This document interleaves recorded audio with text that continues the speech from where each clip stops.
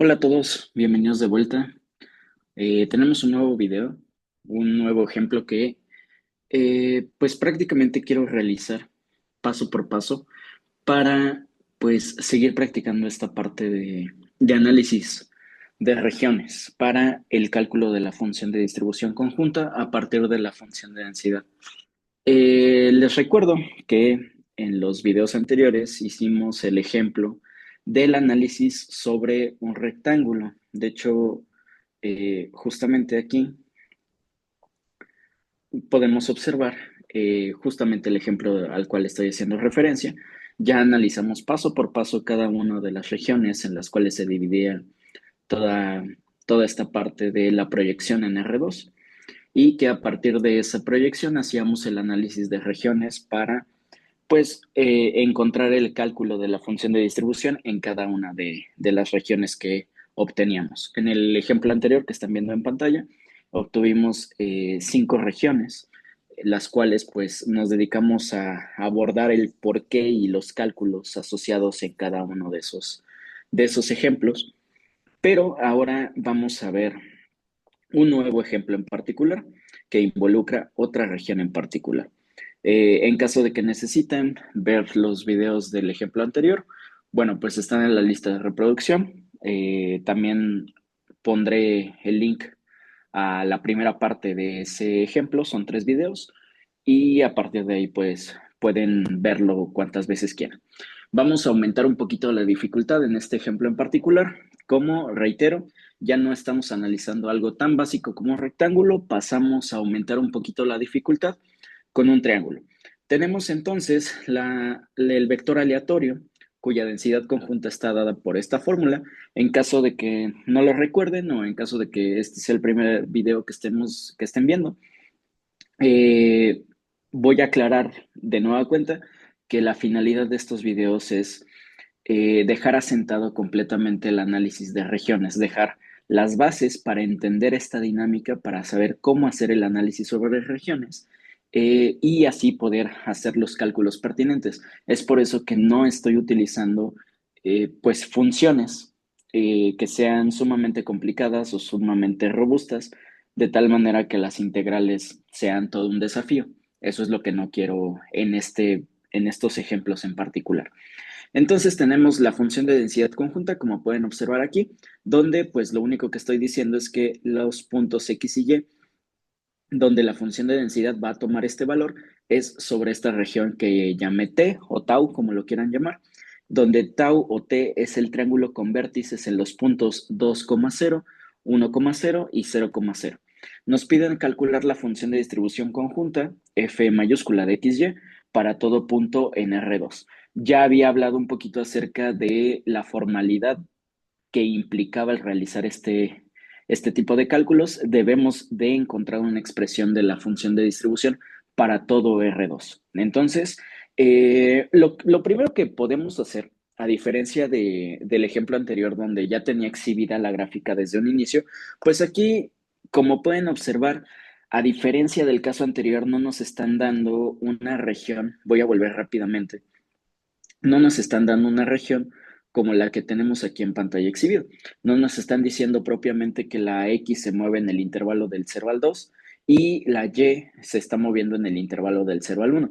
Ahora ya no nos están diciendo, o al menos no explícitamente nos están diciendo cómo se mueven estas coordenadas o estas variables aleatorias. No nos están dando el soporte propiamente de manera explícita de las variables aleatorias, pero sin problema nosotros lo podemos analizar simplemente haciendo el dibujo de la proyección del soporte.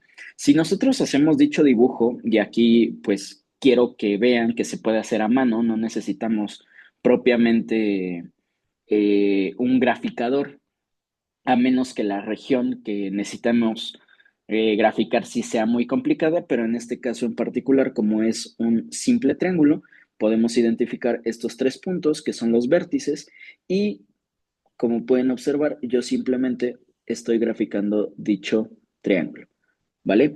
Ya que tenemos eso, lo que acaban de observar es justamente esa proyección en R2 de este soporte.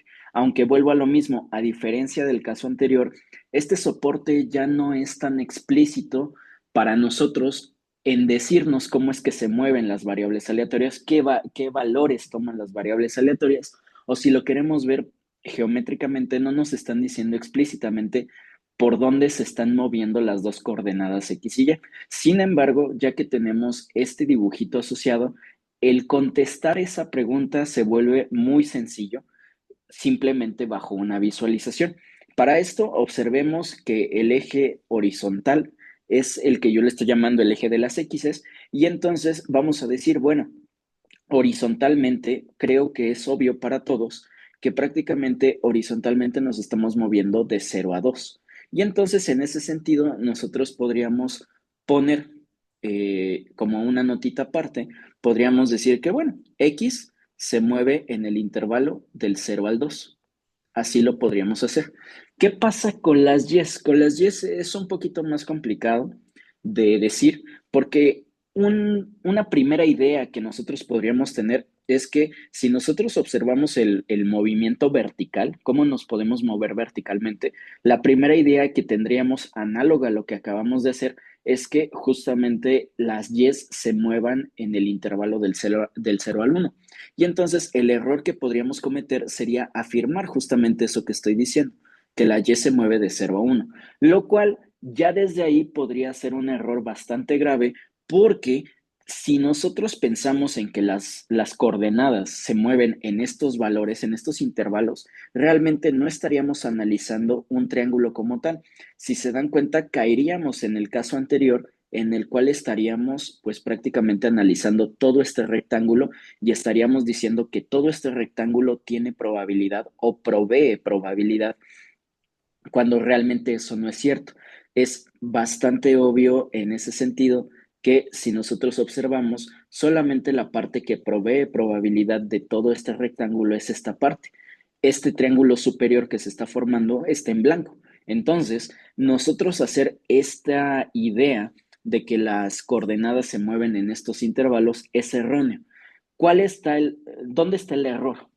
Pues que si nosotros estamos diciendo que la X corre de 0 a 2, pues teóricamente hablando, lo que tendría que hacer con las coordenadas en Y o con los valores en Y sería delimitar ese, entre comillas, techo que se está formando, pero no un techo de esta manera, sino este techo que está dado por la hipotenusa de ese triángulo en particular. Ahora, ¿qué es lo que tiene que pasar? En otras palabras, o en resumidas cuentas, tenemos que hacer que esta Y no se mueva de 0 a 1. Tenemos que hacer que esta Y verticalmente nada más nos podemos mover desde el 0 hasta topar con la hipotenusa. ¿Qué quiere decir esto? Que sí, a pesar de que yo veía este movimiento vertical desde 0 hasta 1, esto es nada más para esta parte del triángulo. Si yo me ubico, por ejemplo, en esta parte del triángulo y yo me quiero mover verticalmente, aquí se ve más explícitamente cómo topo con el techo de la hipotenusa y por lo tanto, ahí tendría que estar mi primera idea en la cual cómo mostrar correctamente por dónde se mueven estas coordenadas. En otras palabras, la Y como es el representante del movimiento hacia arriba o hacia abajo, en este caso hacia arriba, nosotros estamos diciendo que la Y va a partir desde 0 hasta esta hipotenusa. Primer paso entonces, ¿qué es lo que tenemos que analizar? Pues como diablos escribimos la fórmula de esta hipotenusa. Al final del día es una recta que atraviesa los puntos 0,1 y 2,0. Simplemente si nos remontamos a nuestros conocimientos básicos de geometría, tendríamos que obtener la ecuación de esa recta a partir de dos puntos. ¿Eso qué tendríamos que hacer? Bueno, si quieren que lo haga sumamente rápido, como tenemos los dos puntos que decimos que es el 2,0 y el 0,1, pues vamos a decirle aquí, le voy a llamar que este es el punto 1. Vamos a llamarlo así, este es el punto 1, este es el punto 2 y prácticamente tendría que sacar la ecuación de punto pendiente. Necesito obtener la pendiente de la recta que está dada por la fórmula y2 menos y1 entre x2 menos x1, ¿vale? Y entonces, si nosotros pues tomamos en cuenta esta numeración que yo definí, pues es muy rápido darnos cuenta que la pendiente de esta recta está dado por el menos un medio, ¿vale? Simplemente sustituyan, esto es un uno, esto es un cero, esto es un cero y esto es un 2 y entonces me quedaría menos un medio, ¿vale? Ya que tengo la pendiente, pues simplemente procedo a exhibir la ecuación de punto pendiente de esa recta. Y entonces, en ese sentido, pues yo podría tomar tanto este punto como este punto para esa ecuación de punto pendiente y esta en cuestión me quedaría y menos y1, si lo quieren ver así, tiene que ser igual a la pendiente de esa recta por x menos x1. Y en ese sentido, si hago eso, pues me quedaría que esto sería y menos y1, pensando que estoy tomando este punto, sería y menos cero. Y la pendiente ya vimos que era menos un medio, y esto tendría que estar multiplicando a x menos, en este caso, el x1, estoy diciendo que sería este 2 menos x2. Bueno, más bien x menos 2. Y entonces, ya haciendo un poquito de algebrita, simplemente me quedaría que y va a ser igual a menos x medios más 1. Y esta es la ecuación de esta recta que resulta ser la hipotenusa de ese triángulo. En otras palabras, lo que yo acabo de encontrar es, voy a decirlo así, como que el valor límite por el cual nos podemos mover verticalmente sobre el eje de las Y. En otras palabras, lo que estoy diciendo es que la Y, retomando la idea, vemos que va desde cero hasta este valorcito que es esa hipotenusa del triángulo. Entonces, la y se va a mover desde cero hasta 1 menos x medios. Y entonces, con esta idea, ya nosotros estaríamos obteniendo el valor de ambos soportes de las variables aleatorias. En este caso, las x tienen por soporte el intervalo 0,2 y en el caso de las y, la variable aleatoria y tiene soporte el intervalo 0,1 menos x medios y así nosotros podemos definir pues de una manera alternativa la región para la cual el soporte está funcionando y que va a ser nuestro punto de partida para hacer el análisis de regiones, para dividir el plano cartesiano en todas las posibles regiones que se puedan formar. Ahora, aquí seguramente puede saltarnos un poquito la duda de, oye, tú dijiste que horizontalmente te mueves aquí y verticalmente te mueves aquí, pero yo podría ponerme bajo esa misma idea con el punto de que si yo analizo esto, ¿qué pasaría si yo verticalmente sí me puedo mover de 0 a 1, pero horizontalmente si yo hago esto, como podemos observar, también toparíamos ahora con esta pared, que volvería a ser la hipotenusa, pero es esta pared la que me está delimitando el movimiento horizontal de los puntos. Ahora, ¿qué quiero decir con esto? Que básicamente esto fue una expresión que tenemos para delimitar este triángulo en el cual, como me gusta a mí decirlo, el movimiento horizontal es libre porque nos movemos de 0 a 2 sin depender de ninguna otra cuestión, pero el movimiento vertical ya es un movimiento, podría decir dependiente, pero no quiero que se confunda con un término probabilístico porque, bueno, no recordemos que la independencia, si hablamos en probabilidad, se refiere a unas ciertas cosas y aquí no necesariamente quiero que vayámonos con la idea de que haya dependencia o no entre las variables aleatorias. Pequeño comentario, pequeño paréntesis, sí efectivamente hay una dependencia entre las variables aleatorias de este ejemplo en particular, pero vuelvo a lo mismo, como la finalidad de estos ejercicios son hacer intuitivo el análisis de regiones, no me quiero meter a ninguna nomenclatura o a ninguna definición probabilística, al menos de momento. Entonces, simplemente vamos a llamarle, como me gusta a mí referirlo, horizontalmente el movimiento es libre, por decirlo de alguna manera, y verticalmente, según esta expresión, verticalmente tenemos un movimiento encadenado o delimitado hasta donde la X quiera. Ahora, ¿a qué voy con esto? Podría ser el, la vuelta de tuerca de esta región, es decir, podría ser que el movimiento vertical sea el movimiento libre y el movimiento horizontal sea el movimiento delimitado o frenado de alguna manera por lo que hace el comportamiento vertical? Y la respuesta es que sí. Lo voy a poner en otro color para entender que es simplemente una reexpresión de la misma región, pero en ese sentido, si yo quiero forzar, entre comillas, forzar, que el movimiento vertical sea libre, es decir, que vaya de 0 a 1, entonces en ese sentido la X, el movimiento horizontal, es el que tiene que topar con pared, esa pared llamada hipotenusa. Y entonces uno podría decir a partir de esto, bueno, la X se mueve de 0 hasta la hipotenusa que habíamos nombrado como 1 - X medios.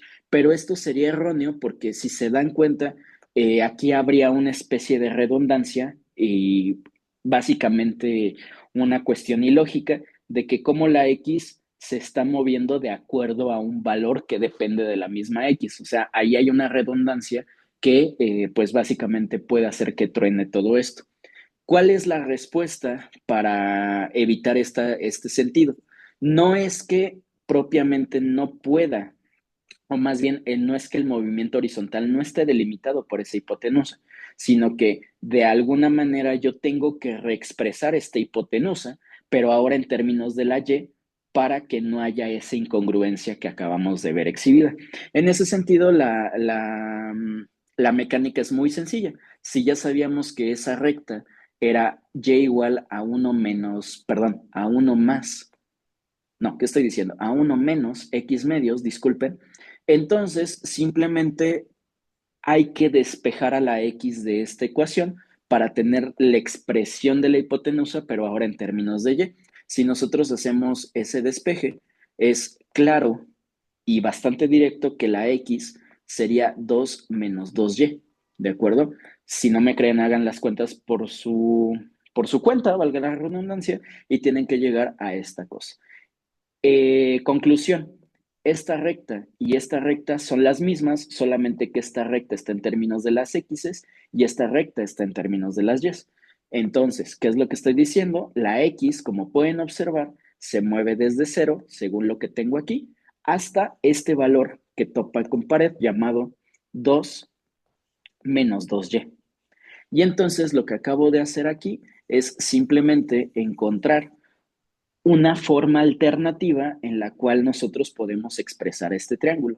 Con esto, pues, a pesar de que ahorita no me quiero meter tan de lleno en esta situación de cómo intercambiar los órdenes de integración, cómo aplicar el teorema de Fubini para intercambiar los órdenes de integración y demás, esto es un buen ejercicio, a futuro que nos puede ayudar para que nosotros, dependiendo de lo que necesitemos, podríamos, o más que necesitar, dependiendo de lo que nos convenga más, podríamos reexpresar una misma región, ya sea en términos de, como les vuelvo a repetir, como a mí me gusta llamarlo, que la X sea la que se mueva libremente y la Y es la que esté encadenada, o bien, alternativamente, que la Y se mueva libremente y que la X es la que esté con movimiento encadenado, con movimiento delimitado, vamos a decirlo de esa manera.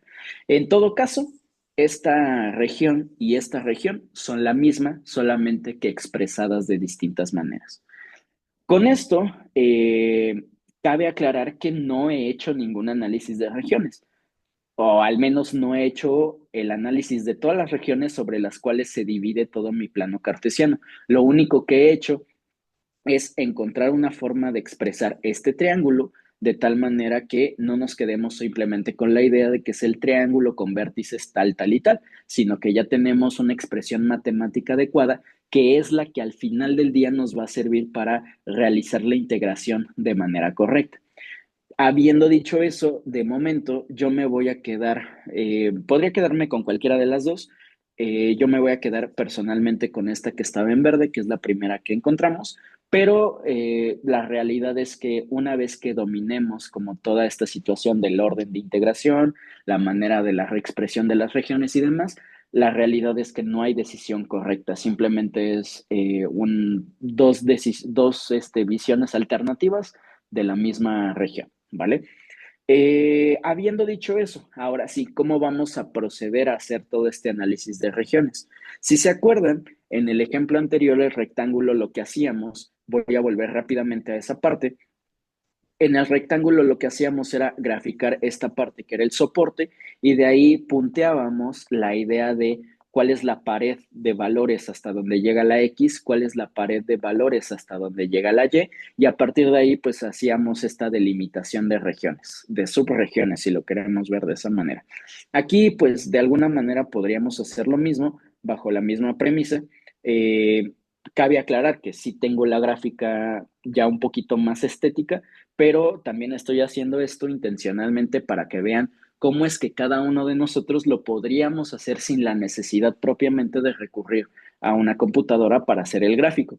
Aunque obviamente entre más complicada sea la región a graficar, pues menos conveniente va a ser hacerlo a mano, ¿vale? Si hacemos la misma idea, voy aquí a puntear para la recta x igual a 2 de tal manera que es como si fuera un delimitante del movimiento horizontal. Aquí puede que caiga un poquito en una confusión o una contradicción porque yo estaba diciendo que el delimitante horizontal podía ser el 2 o podía ser la hipotenusa. De momento traten de seguirme la idea. Y entonces aquí, nada más como un eje de referencia o como una línea de referencia, pues lo que yo estoy haciendo es también marcar cuál es el punto más alto que puede tomar la Y. Y tan solo de haber hecho eso y de también tener pues la idea de este triangulito, si se dan cuenta, ya acabo de, pues de cierta manera, de dividir a mi plano cartesiano en varias regiones. Pues de alguna manera yo podría pensar que esto es una región que le podríamos llamar región uno, cuya característica de todos los puntos x, y es que pues las x son menores estrictas que cero y las y son mayores o iguales que cero. Tenemos esta región que le podríamos llamar región 2, en el cual pues todos los x y cumplen que las X y las Y al mismo tiempo sean negativas y podríamos tener esta región, toda esta región, sin importarme ahorita de momento esta delimitación. Lo voy a borrar para que inclusive no haya pierde.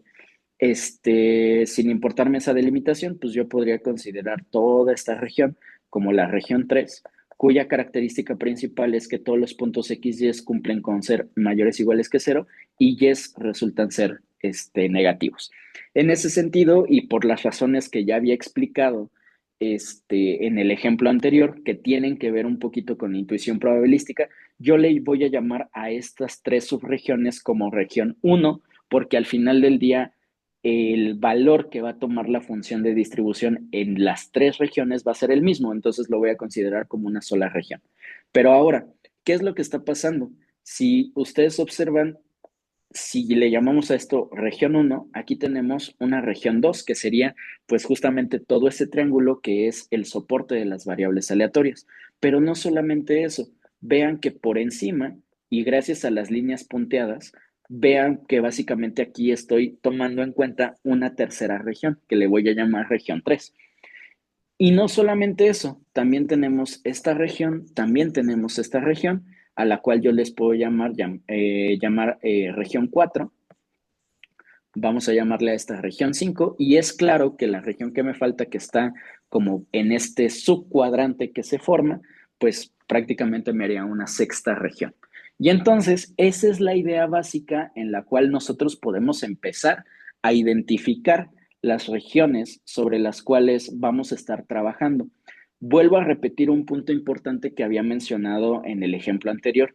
Esta gráfica que están viendo en pantalla no es la gráfica de la función de densidad conjunta, es decir, yo no estoy graficando esto, porque reitero, si yo quisiera graficar esto, esto lo tendría que graficar en R3.